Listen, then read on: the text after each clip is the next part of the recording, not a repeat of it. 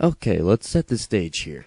We have three dictators in Europe right now. We have Hitler of Nazi Germany, we have Mussolini of Fascist Italy, and we have Stalin of Communist Russia/Soviet Union.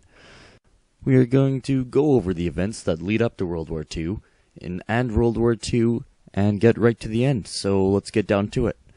In the March of 1936, Nazi Germany sent troops into the Rhineland in direct violation of the Versailles Treaty. Britain and France stood idly by and did nothing. Then we get to March 12th of the same year. Germany and Austria combine in what they call an Anschluss, because there's lots of Germans in Austria, so they find that they should be the same thing. Chamberlain wanted to appease Hitler, so he didn't do anything in the hope that Hitler would stop and kind of be happy. And then the United States are very adamant to stay neutral in European conflicts, so they kind of stay out of it. Now we're going into late of 1937. We're jumping over to Japan, and they declare war on China, and they quickly take over much of it. They say that they are looking for a new order in East Asia. Now let's jump back over to Europe. And we are now at September of 1938. Germany invades the Sudetenland, which is an area of Czechoslovakia. Now the Czechs are ready to go to war, but without their allies, Britain and the Soviet Union support, they are forced to kind of watch it happen. Chamberlain and Daladier, the French minister, meet with Hitler over the Czech crisis. And they kind of give Hitler the Sudetenland in the hopes of extended peace. Now, the Czechoslovakia government was not invited to these talks, which is really stupid if you ask me. But that's how they did it. So, let's jump a little bit forward to the March of 1939. Germany occupies the rest of Czechoslovakia. Now, they're not really happy. I mean, England is surprised that Hitler did that. I mean, they gave him the Sudetenland. But you know, they still don't do really anything. They don't want war. No one wants war. Who wants war? So that's just how it is. But with Czechoslovakia under his belt, Hitler turns his attention to the Polish corridor, claiming he wants his connection back to that city there. England and France vowed to protect Poland if they were attacked.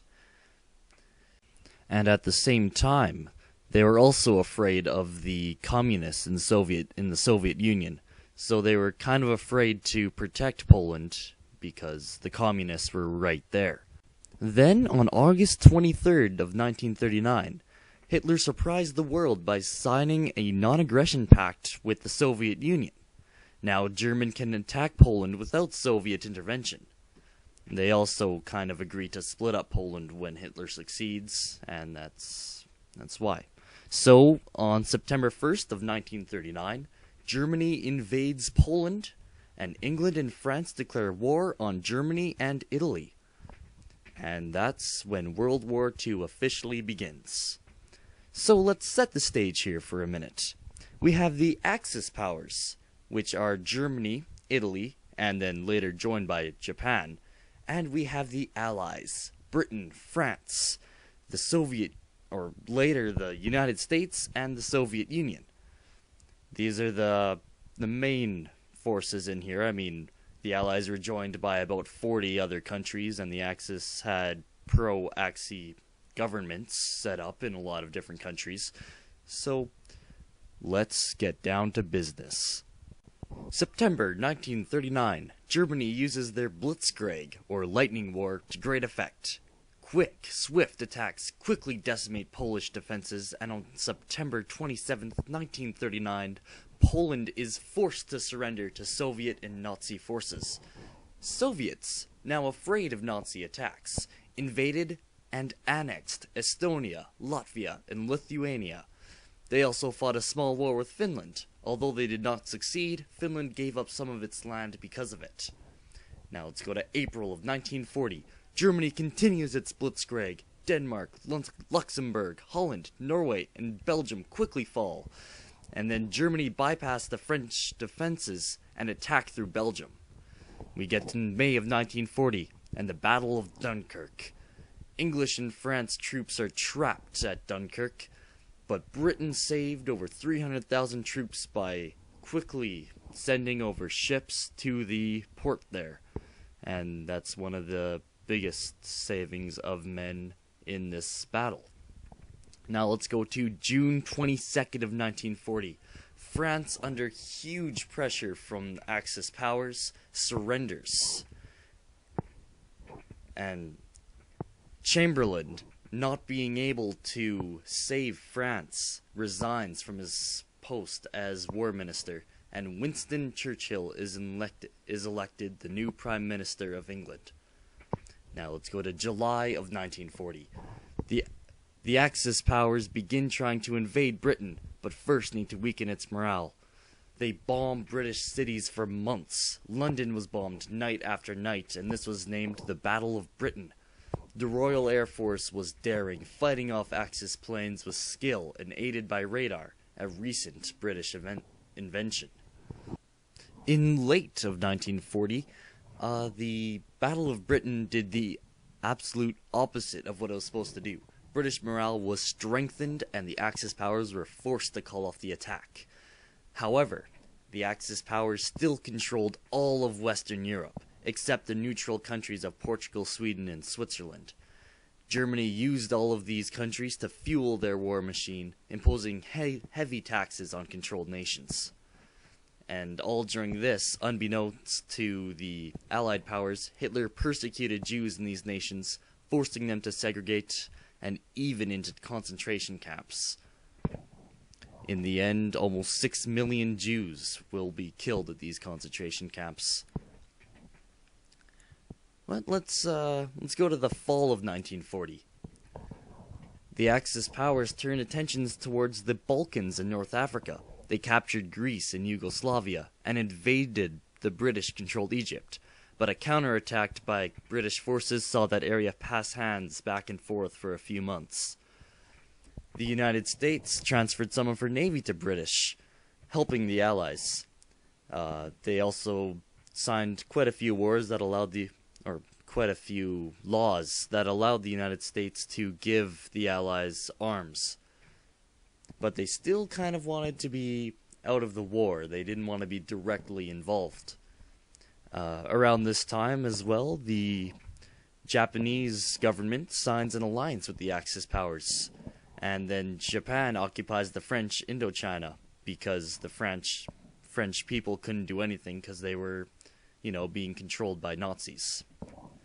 The United States, condemning these actions, ceased diplomatic relations with Japan. June of 1941, Germany surprise attacked their allies, the Soviet Union, seeking their farmlands and rich oil deposits. The Soviets were forced to retreat. The Germans made it close to Moscow when the Russian winter stalled the German war machine.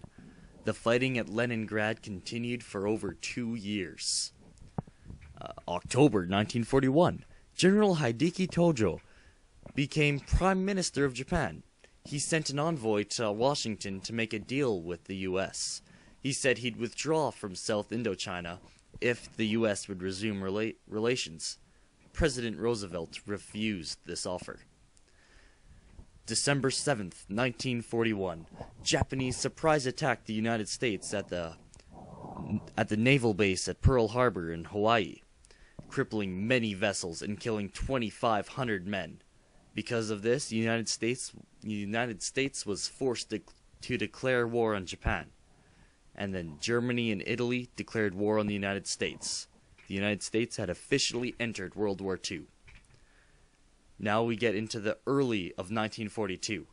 The Japanese quickly attacked and controlled Guam and Wake Islands.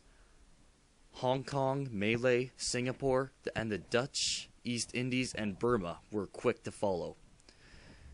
Later, the Japs attack and take over much of the Philippines as well. In May of 1942, at the Battle of the Coral Sea, American carriers crippled the Japanese fleet, halting their advance towards Australia. And then later in June 1942, At the Battle of Midway, an American fleet defeats a Japanese fleet, turning the tides of the war, and the USA goes on the offensive, vowing to invade Japan.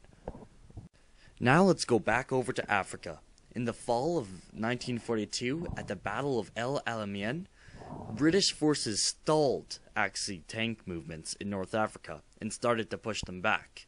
And then over in the Soviet Union, at the Battle of Stalingrad, Soviet forces halt the Nazi advance in Russia, and after that victory, they begin to push the Nazis out of the Soviet Union.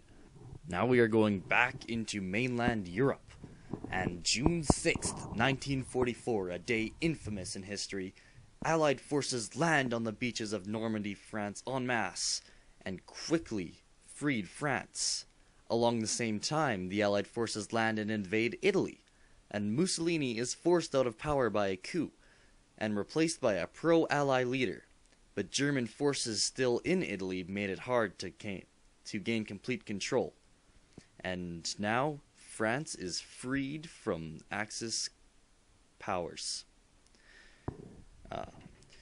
Now, Germany is in a pretty tight spot. They are surrounded by Allied forces from the east by Soviet Russia, and from the west by Britain, France, and the United States. German troops make one last push in December of 1944 into Belgium, creating a bulge in the line of Allied forces, but by January of 1945, at the Battle of the Bulge, they quickly regain that ground. And now we're going back over to the Pacific Theater, and March of 1945, Allied planes begin to bomb Japan, and crippling many commercial buildings and killing lots of people, but Japan still did not give in. Now we're going back over to Europe. April 1945, at the Battle of Britain, British-American forces attacked from the west, Soviets from the east, and surrounded the capital. Hitler, seeing no escape, commits suicide, and Germany surrenders. In this time, the US forces land on Okinawa, suffer heavy casualties, but take the outpost, proving a crucial stepping stone towards Japan. August 6, 1945, President Truman, who took over after Roosevelt died, authorized testing of a nuke and approved its use hesitantly. He knew that it was a very bad thing to do, but an atomic bomb is dropped on Hiroshima. Japan still did not cave to Allied forces. And on August 14th, 1945, a second atomic bomb was dropped on Nagasaki, forcing Japan to resign, ending World War II.